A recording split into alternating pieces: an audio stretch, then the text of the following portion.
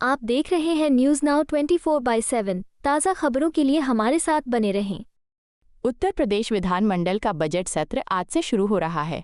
सत्र की कार्यवाही शुरू होने से पहले मुख्यमंत्री योगी आदित्यनाथ ने मीडिया के माध्यम से प्रदेश की जनता और विपक्षी दलों को एक महत्वपूर्ण संदेश दिया है। उत्तर प्रदेश के मुख्यमंत्री योगी आदित्यनाथ ने कहा, उत्तर प्रदेश की 25 करोड़ जनता की आकांक्षाओं और अपेक्षाओं को पूरा करने के लिए हमारी सरकार आज से बजट सत्र वित्तीय वर्ष 2026-27 प्रारंभ कर रही है। आज महामहिम राज्यपाल महोदय का अभिभाषण सदन के समक्ष होगा, जो सरकार की उपलब्धियों और भविष्य की योजनाओं का एक महत्वपूर्ण दस्तावेज है।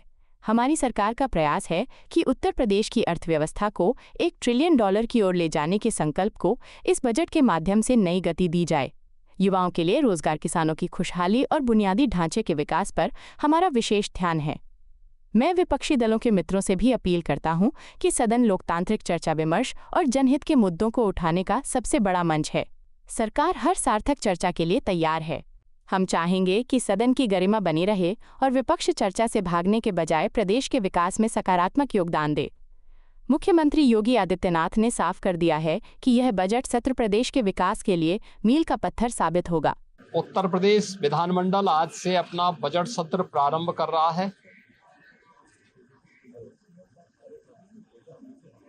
और जो संसदीय परंपराएं हैं उसके अनुरूप इसकी शुरुआत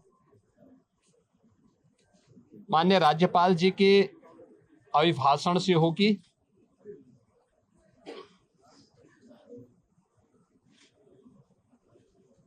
बजट सत्र में दो महत्वपूर्ण एजेंडे होते हैं। एक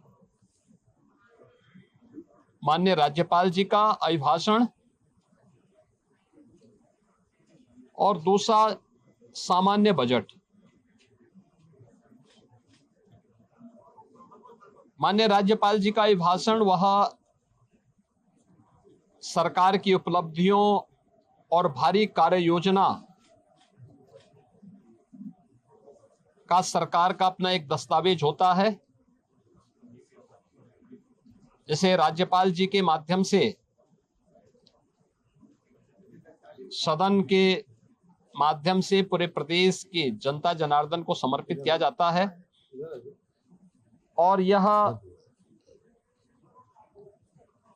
सभी माननीय सदस्य फिर उस पर चर्चा करते हैं। ये सभी कार्रवाई को आज माननीय राज्यपाल जी के द्वारा अपना अभिभाषण संवेद सदन को संबोधन के माध्यम से यहां दिया जाएगा। दूसरा सामान्य बजट 11 फरवरी को वर्ष 26-27 का सामान्य बजट प्रस्तुत होगा और फिर इस पे चर्चा होगी। फिर अंत में अनुदान मांगों को पारित करने के साथ ही बजट सत्र जो आज 9 फरवरी से लेकर के 20 फरवरी तक चलेगा, यह बजट सत्र का एक कार्यक्रम हम लोग लेकर के आए हैं। आज माननीय राज्यपाल जी के भाषण के बाद जब अभिभाषण सदन के पटल पे रखा जाएगा, उसके तुरंत बाद उत्तर प्रदेश का आर्थिक सर्वेक्षण भी सदन में प्रस्तुत होगा। ये पहली बार कोई राज्य सरकार अपनी आर्थिक उपलब्धियों को लेकर के, क्योंकि जब हम लोग इस बात का उल्लेख करते हैं कि हम लोगों ने यूपी के बीमारू पन से इसको उभार करके भारत की इकोनॉमी के ब्रेक थ्रू के रूप में उत्तर प्रदेश को स्थापित किया है, उन सभी कारकों को और उत्तर प्रदेश की इस आर्थिक उन्नयन की इस यात्रा को भी जानने का अधिकार सभी माननीय जनप्रतिनिधियों को और उत्तर प्रदेश की जनता जनार्दन को होना चाहिए। हमने आर्थिक उन्नयन कितना किया है, उत्तर प्रदेश की प्रति व्यक्ति आय में क्या वृद्धि हुई है, एम्प्लॉयमेंट जनरेशन की स्थिति क्या है, उत्तर प्रदेश की वित्तीय प्रबंधन को कैसे हमने लगातार एक विषम परिस्थितियों से उभार करके उत्तर प्रदेश को पिछले 5 वर्ष के अंदर, पिछले 5 वर्ष से लगातार रेवेन्यू सरप्लस स्टेट के रूप में स्थापित किया है।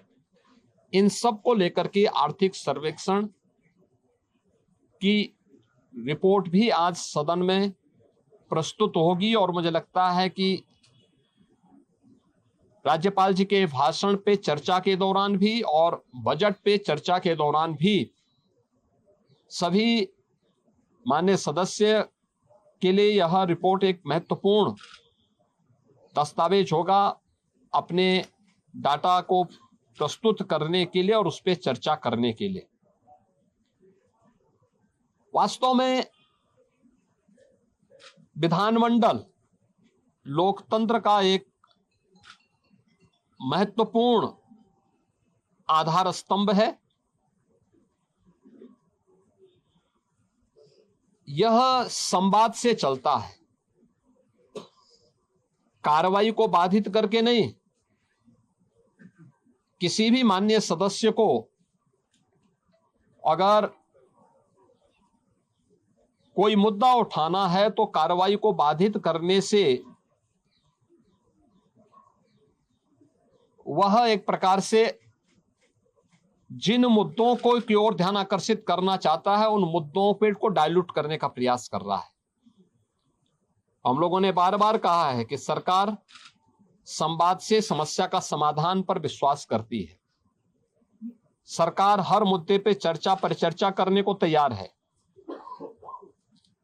हर एक माननीय सदस्य के बहुमूल्य सुझावों को स्वीकार करने को तैयार है, उस पर चर्चा करके और जो भी राज्य के हित में आवश्यक है उस प्रकार का कदम उठाने के लिए तत्पर है, तैयार है। लेकिन कार्रवाई को बाधित न किया जाए, अनावश्यक शोरगुल से बचा जाए। यद्यपि पिछले 9 वर्ष के अंदर उत्तर प्रदेश विधान मंडल में कार्रवाई के नए कीर्तिमान स्थापित हुए हैं और हम विश्वास करेंगे कि बजट सत्र जिस पर पूरे प्रदेश की और देश की भी निगाहें होंगी, इस बजट सत्र को इन 2 महत्वपूर्ण सरकारी कार्यों के साथ ही तमाम प्रकार के विधायी कार्यों को माननीय सदस्यों के अपने महत्वपूर्ण मुद्दों को भी उठाने का एक मंच बनेगा। इस विश्वास के साथ मैं बजट सत्र के अवसर पर विधानमंडल के सभी माननीय सदस्यों का और इस पूरी प्रक्रिया को सुचारू रूप से संपन्न करने के लिए विधानमंडल से जुड़े हुए जो हमारे अधिकारीगण हैं उन सब का भी, आप सभी का भी मैं हृदय से अभिनंदन करता हूं और विश्वास करता हूं कि बजट सत्र उत्तर प्रदेश के विकास की इस स्पीड को और तीव्र करने में एक बड़ी भूमिका का निर्वहन करेगा। मेरा सभी पक्षों के माननीय सदस्यों से अपील होगी कि हमें विधायिका के सर्वोच्च मंच को जनता जनार्दन से जुड़े हुए मुद्दों पर एक सार्थक चर्चा को आगे बढ़ाने, संवाद से समस्या के समाधान की दिशा में एक नया मार्ग आगे बढ़ाने की दिशा में अपना प्रयास करना चाहिए। मैं सभी माननीय सदस्यों का बजट सत्र के अवसर पर, क्योंकि यह सत्र और यह वर्ष हमारी सरकार का 10वां बजट है, तो उस दृष्टि से अत्यंत महत्वपूर्ण है। मैं सभी का एक बार फिर से सबका स्वागत करता हूं। आपको यह वीडियो पसंद आया हो तो इसे लाइक करें, हमारे चैनल को सब्सक्राइब करें।